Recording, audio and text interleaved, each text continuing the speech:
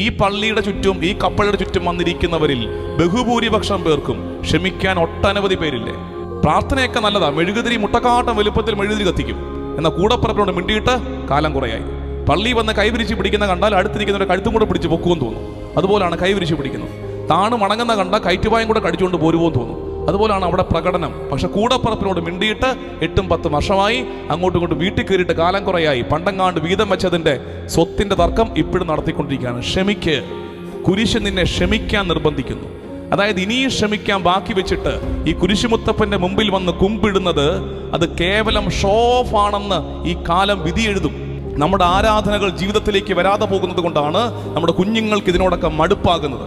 ഒത്തിരി ആരാധിക്കുന്നവന്റെ ജീവിതത്തിൽ ഈ ആരാധനയ്ക്ക് ആനുപാതിക നന്മയൊന്നും കാണാതെ വരുമ്പോൾ ഒരു ഇളം തലമുറ നമുക്ക് മാർക്കിടും, ഈ ആരാധനകളൊക്കെ വെറുതെയാണ്, ഇതൊന്നും ഇവരുടെ ജീവിതത്തെ ബാധിക്കുന്നില്ല. കുരിശ് ക്ഷമിക്കാനുള്ള